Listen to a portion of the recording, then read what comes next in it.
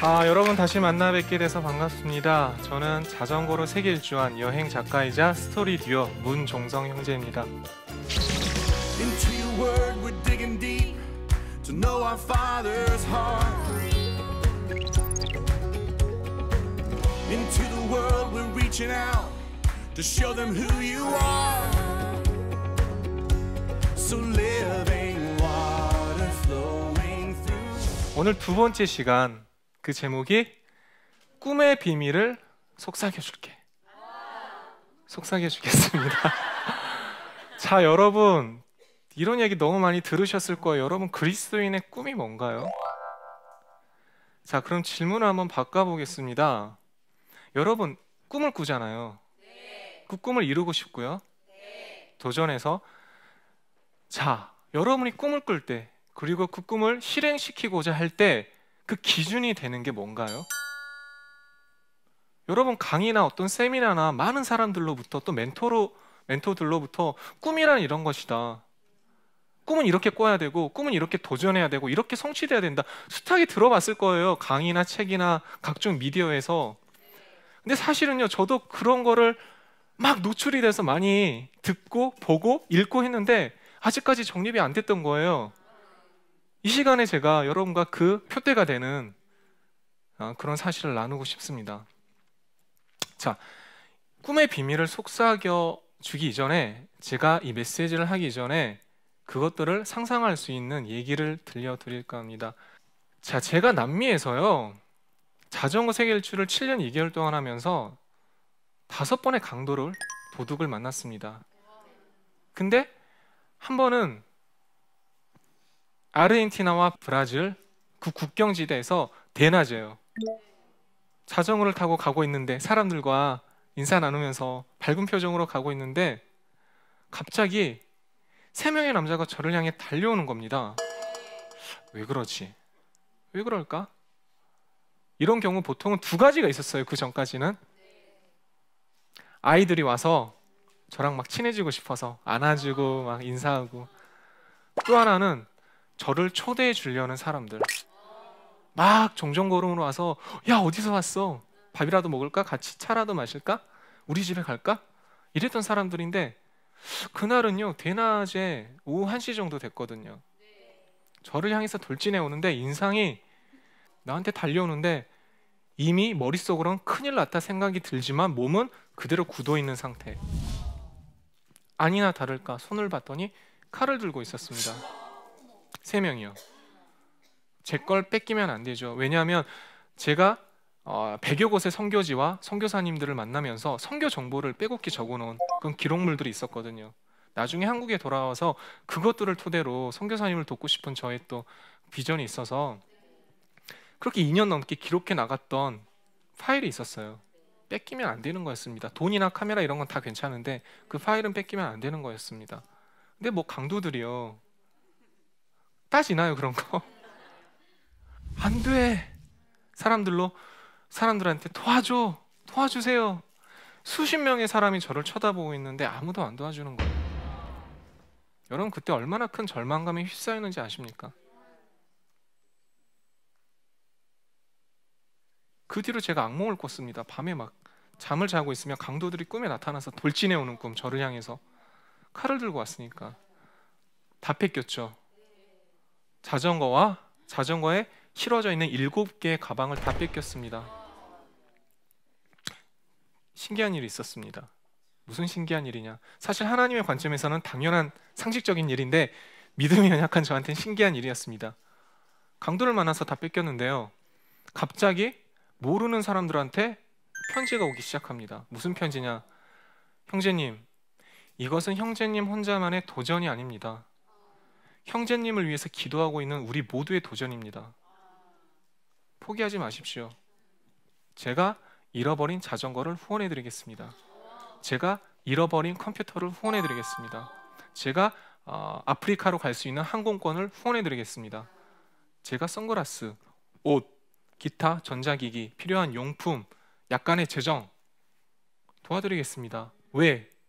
우리는 한국에 묶여서 형제님처럼 광야를 다닐 수 없지만 형제님이 우리를 대신해서 직접 가는 거니까 그것들을 가지고 또 하나님의 일들을 우리에게 나눠주십시오. 감사하죠. 강도를 만나서 다 잃어버리고 완전히 회복될 때까지 넉 달의 시간이 걸렸습니다. 그리고 저는 그 사이에 넉 달 동안 파라과이와 브라질 선교지를 이제 돌아다녔고요. 어쨌든 자전거를 타고 아프리카를 또 다녔습니다. 근데 제가 남미에서 다 뺏겼잖아요. 분명히 다시 채워졌잖아요. 하나님의 은혜로 하나님이 보내주신 도와주신 그 사람들을 통해서 채워졌잖아요. 그럼 이 물건이 제 것입니까? 아니에요. 아니에요. 거저 얻은 거예요. 자, 아주 쉬운 문제를 내겠습니다. 거저 받았으니 거저 주어라. 우리가 지극히 잘 알고 있는 말씀 아닙니까? 감사했어요. 머리로만 알고 있던 게 삶으로 체험이 됐잖아요. 신기하잖아요. 감사하잖아요. 나누고 싶은 거예요. 대상을 누구한테 했냐? 아프리카 원주민들에게. 내가 받았던 감사와 기쁨과 행복을 아프리카 원주민과 나누고 싶다라는 마음을 가지고 아프리카의 자전거를 타고 이제 선교지를 들르면서 광야 여행을 했습니다. 근데 제가 아프리카에 뭘 도와줄까? 무엇을 나눌 수 있을까? 사실은 저는 돕는다는 표현보다 나눈다는 표현을 좋아합니다. 왜냐하면 돕는다는 표현은요, 수직적인 관계에서 뭔가 많이 가지고 있고 지위가 높은 사람이 낮은 사람에게 도와준다는 개념, 어떤 계급이 형성된 개념인데, 나누는 건 그냥 평등한 관계에서 수평적인 관점에서 나누는 거잖아요. 우리가 아프리카 사람보다 뛰어난 인종입니까? 아니에요. 하나님 안에서 동일한 피조물입니다. 간과하시면 안 됩니다. 어쨌든 저는 나누고 싶었고요. 그래서 생각했던 게 아프리카의 가장 큰 병 중에 하나가 말라리아죠. 저는 의사가 아니기 때문에 말라리아를 치료해 줄 수는 없습니다. 하지만 저에게 기회를 주셨어요. 지혜를 주시고 또 기회를 주셨습니다. 뭐냐? 말라리아를 네가 치료할 수는 없지만 예방을 할 수 있다. 어떻게? 모기장을 쳐주는 겁니다. 그래서 자전거를 타고 다니면서 아프리카 선교지마다 들러서 선교사님과 연합해서 또 현직 교회와 연합해서 그 마을에 모기장을 쳐주기 시작했습니다. 처음 시작은 간단했어요. 어떤 간단한 생각이었냐? 내가 아프리카에서 하루에 우리 돈 3,000원으로 먹고 자고 하면서 남은 여행 경비를 가지고 약 300개의 모기장을 선교지에 쳐주고 아프리카를 떠나야지, 이런 생각을 했어요. 그것도 사실 저는 어린 마음에 기특하다고 생각했습니다. 야, 내가 내 돈 아껴서 아프리카 선교지 모기장 300개나 쳐주고, 야, 이 정도면 뭐 그리스도인으로서 적정한 그런 헌신이 아닌가. 근데 하나님께서 저에게 조금 더 헌신된 모습을 기대하셨나 봐요. 모르는 사람들한테 또 이메일이 답지하기 시작합니다. 재미있는 이메일도 있었어요. 아니, 나는 당신을 모르는데 그렇게 의미 있는 일을 하는데 혼자만 하겠습니까?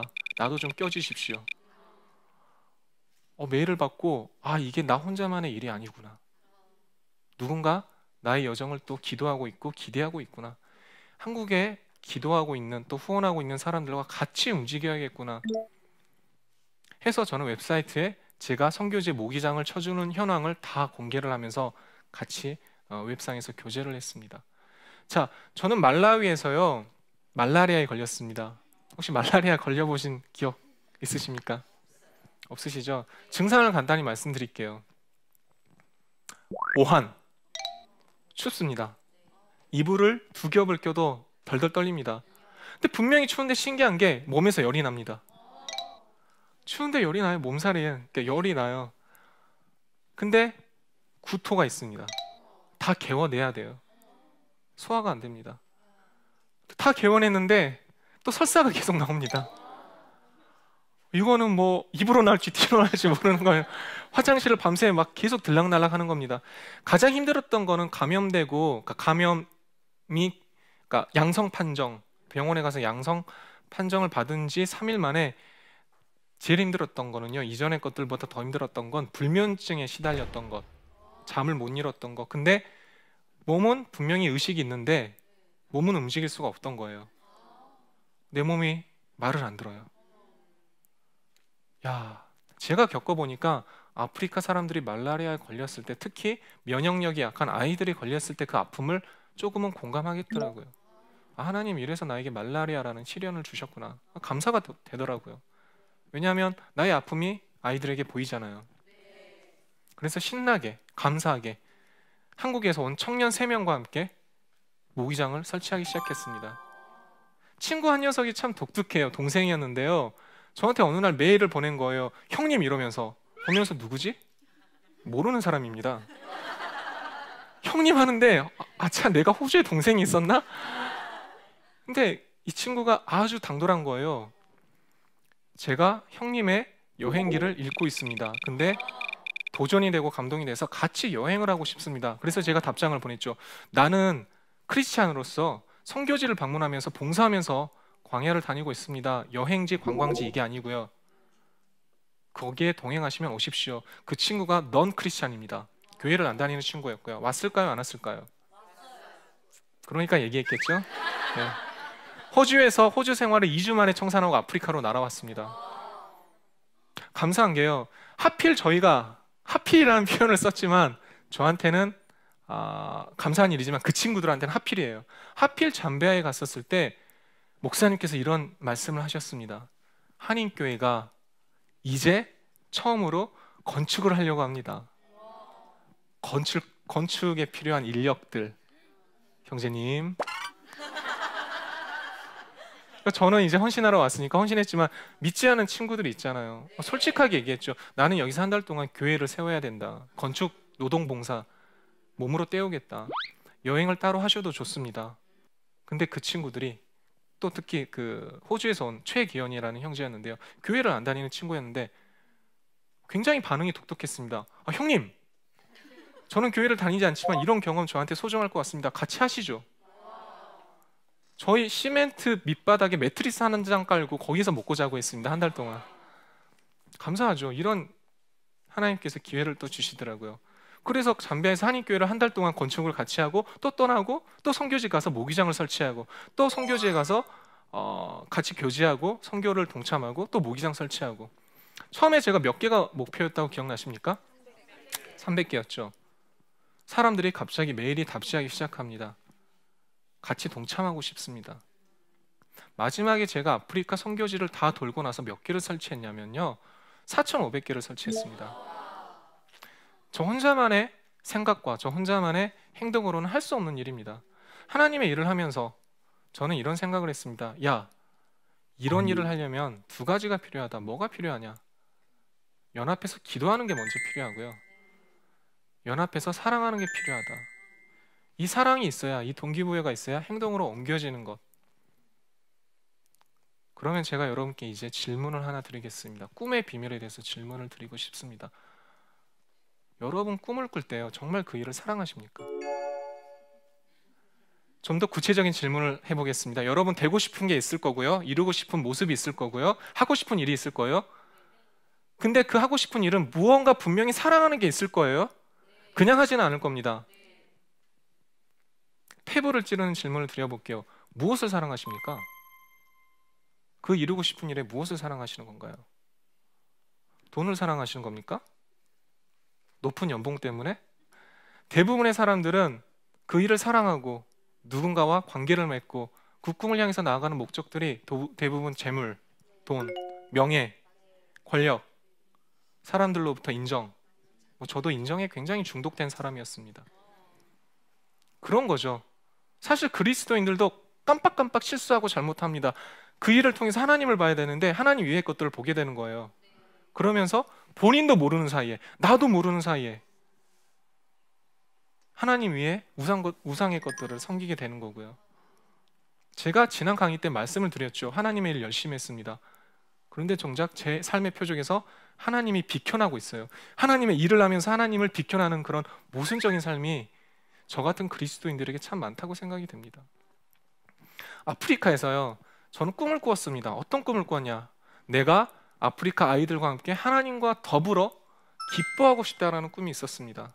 왜냐하면요, 여러분 아프리카 가기 쉽나요? 한국에서? 쉽지가 않아요. 비싸고요, 또 척박한 땅입니다. 준비해야 될 것도 많고요. 저는 솔직히 그런 생각이 있습니다. 아프리카 땅에 내가 내 생에 다시 올 수 있을까? 이번이 마지막이라고 생각을 해야겠다. 오늘을 헛되이 보내는 자체가 교만이 아닐까? 내일 내가 어떤 일이 일어날지 모르는데 하나님께서 나에게 어떤 사건들을, 상황들을 보내실지 모르는데 오늘을 내가 허투루 보내는 것 자체가 교만이 아닐까. 오늘을 허투루 보낸다는 건 어떤 의미입니까? 하나님이 없어도 된다는 의미죠. 그러니까 오늘을 대충 흥청망청 사는 거죠. 하나님이 있다면, 하나님이 이곳에 임재해 있다면, 내 삶에 들어와 있다면 오늘 하루, 지금 이 순간이 가장 소중한 순간이 되겠죠. 아프리카에서 저는 이 친구들을 다시 못 볼, 그러기 때문에 저에게는 정말 소중한, 그리고 저도 말라리아에 걸렸기 때문에 아픔의 눈으로, 긍휼의 눈으로, 사랑의 눈으로 바라볼 수 있었습니다. 모기장을 치면서 정말 행복했어요. 나눔이 이렇게 행복한 거구나. 아프리카를 25개국을 돌았습니다. 시간이 없는 관계상 이 얘기는 자세히 못할 텐데요. 제가 탄 차에 총이 쏴진 적도 있습니다. 무장 강도 5발을 맞았고요. 한 발이, 그 중에 한 발이 제 머리 위를 스쳤습니다. 그러면 이렇게 생각할 거예요. 에이, 또 과장하고 있다. 에이, 설마. 제가 고개를 숙였고요. 제 옆에 있는 사람이 제 어깨에 기댔습니다. 제 머리 위를 스친 그 총알이 제 옆 사람의 어깨에 맞았습니다. 그리고 5발 중에 그 한 발을 포함한 4발이 승객들에게 쏴여졌습니다. 감사한 건요, 사망자는 없었습니다. 제가 그 죽음의 찰나, 아프리카 그 땅에서 죽음의 찰나에 무슨 생각을 했는지 아십니까? 내가 그리스도인으로서 똑바로 살지 못해서 하나님께 참 죄송하다. 내가 구원의 확신은 있지만 그 구원의 확신만큼 삶이 따라주지 않아서 정말 하나님 앞에 부끄럽다, 이 생각이 들었습니다. 그리고 두 번째로는 엄마 생각이 났고요. 네. 어쨌든 아프리카에서 저는 꿈을 꾸었고 그 꿈을 하나님의 보호하심 아래 조금씩 이뤘습니다. 어찌 보면 이 꿈이 이루어질 수 있는 중요한 계기가 있습니다. 뭐냐? 내가 꿈을 꿨는데 다른 사람들이 같이 기뻐하고 같이 감사하고 같이 행복한 겁니다. 여러분, 이건 굉장히 중요한 겁니다. 나는 어떤 꿈을 꾸고 싶어, 이 꿈을 이루고 말 거야 하는데요, 여러분, 2가지 체크 포인트가 있습니다. 무슨 체크 포인트가 있느냐, 여러분 꼭 기억하시기 바랍니다. 첫 번째, 에베소서 5장 10절, 주를 기쁘시게 하는 것이 무엇인가 시험하여 보라, 분별하라라는 뜻입니다.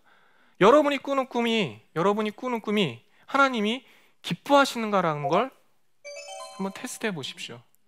가늠해 보십시오. 나 이런 일을 하려고 하는데 이게 하나님 기뻐하실까? 아닐 것 같습니까? 그럼 하지 않아야 됩니다. 하지 마십시오. 가장 중요한 겁니다. 저는 그래서 앞으로 제가 하는 일, 그리고 제가 어떤 상황에 처했을 때 판단할 때 첫 번째 기준으로 이걸 생각합니다. 이게 하나님 기뻐하시는 일인가? 주를 기뻐하게 만드는 일인가? 이게 저의 꿈의 비밀, 첫 번째 키워드를 여는 열쇠입니다. 자, 그러면 이것만으로 다 온전하냐? 하나님 기뻐하시면 온전한 거 아닌가 착각할 수 있어요. 저는 아니라고 생각합니다. 완전하신 하나님인데 아닌가요? 아닐 수가 있습니다. 왜냐하면 인간은 완악하기 때문에, 죄인이기 때문에 하나님의 뜻을 자기의 입맛에 맞게 곡해할 수 있습니다. 그러니까 2번째 체크 포인트가 필요합니다. 이 꿈의 비밀을 열 수 있는 2번째 열쇠가 필요합니다. 뭐냐? 마가복음 12장 31절을 저는 기준으로 들고 싶습니다. 예수님께서 하신 말씀입니다. 여러분 잘 하시는 말씀이에요. 내 이웃을 내 자신과 같이 사랑하라. 그리고 예수님께서 뒤에 한마디 더 하셨습니다. 이보다 큰 계명이 없느니라. 예수님께서 이 땅에 오셔서 가장 큰 계명이 뭐냐? 내 이웃을 내 자신과 같이 사랑하라. 내가 어떤 꿈을 꿀 때 이 일이 이웃과 더불어 사랑할 수 있는지, 크리스찬이든 넌 크리스찬이든. 왜냐하면 우리에게 그게 중요한 게 아니에요. 왜냐하면 복음에 대해서, 그 미션에서 이루시는 분은 성령님이십니다. 여러분이 하시는 게 아니에요. 착각하지 마세요. 내가 이 일을 했기 때문에, 내가 이 일을 이루었기 때문에 이게 아니에요. 우리는 그냥 쓰여지는 도구고요. 그 일을 이루시는, 꿈을 이루시는 분은 성령님이십니다. 그러니까 우리가 항상 기억하시기 바랍니다. 에베소서 5장 10절, 하나님을 기쁘시게 하는 것, 마가복음 12장 31절, 내 이웃을 사랑할 수 있는 것, 이 2가지가 꿈의 비밀을 풀어주는 복음의 열쇠가 될 거라고 생각합니다. 긴 강의 들어주셔서 정말 감사합니다.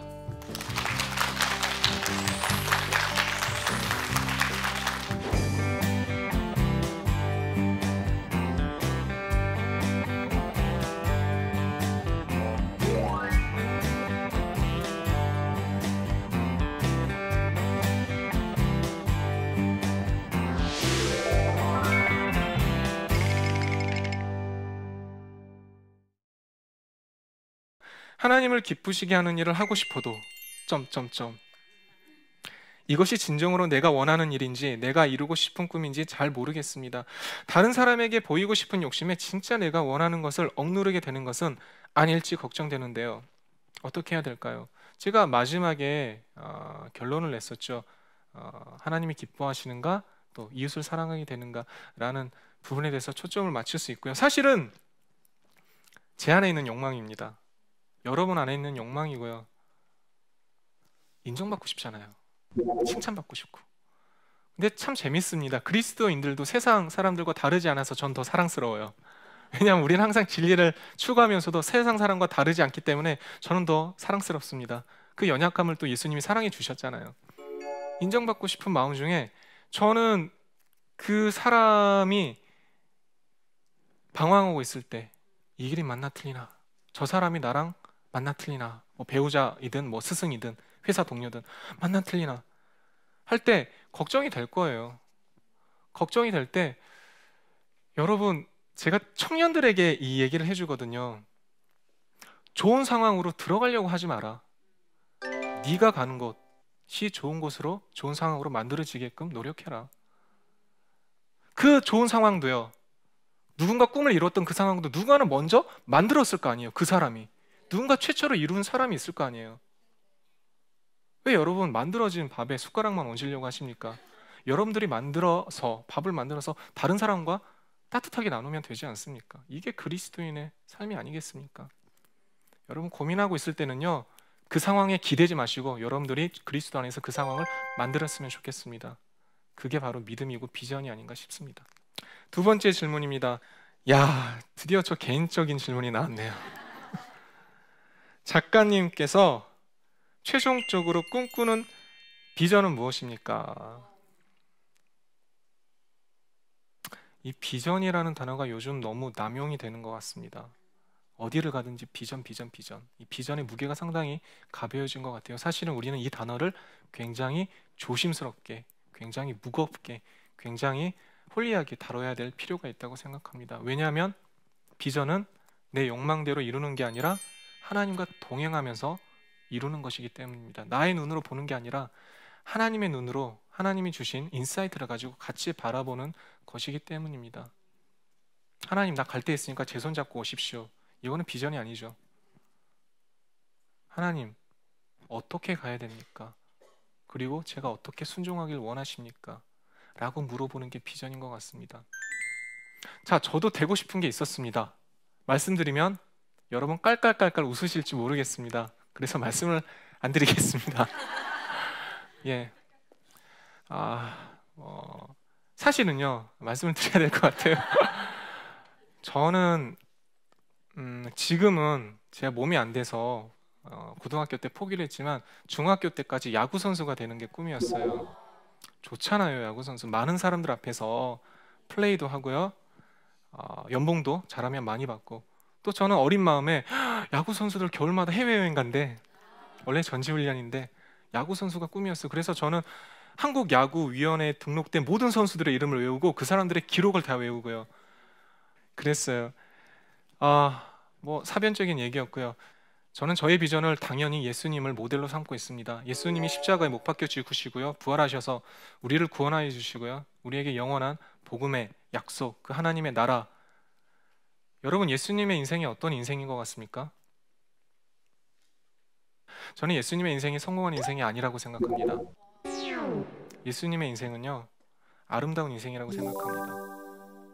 저도 그런 인생을 살고 싶습니다. 어떻게요?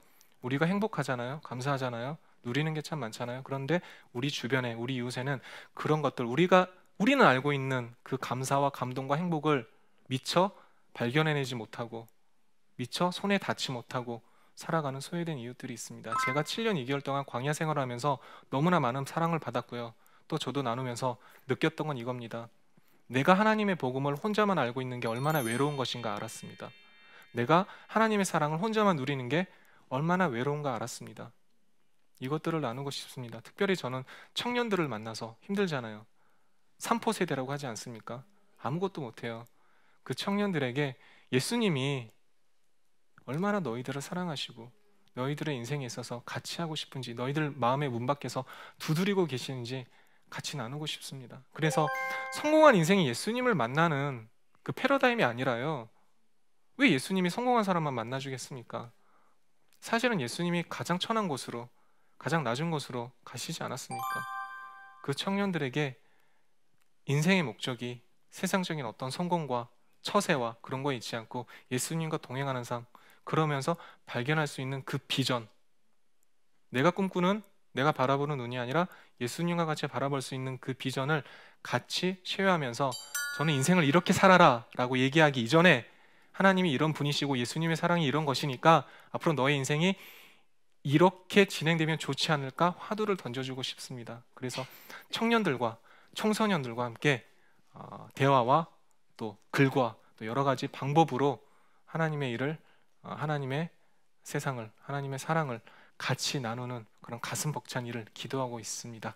질문이 다 됐는지 모르겠습니다. 마지막으로 한마디 하고 강의를 정리할까 합니다. 내가 어떻게 하나님을 이끌어 보려고 하지 마시고요, 하나님께 맡기십시오. 그래야 마지막에 하나님께서 이루십니다.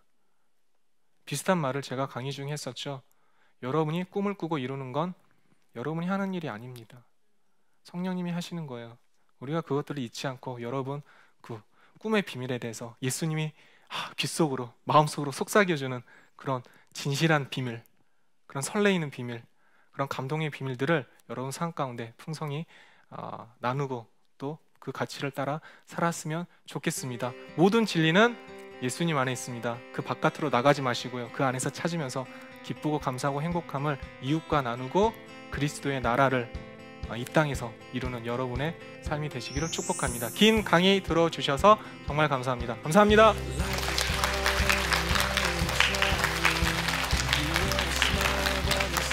여행이 우리에게는 여름 휴가를 가기 위해서 6개월을 버티고, 그다음에 갔다 온 여행을 정리하고 기록하고 기억하고 돌아보기 위해서 이제 나머지 6개월을 버틴다고 해요. 내가 여행하는 동안 나는 기쁜가?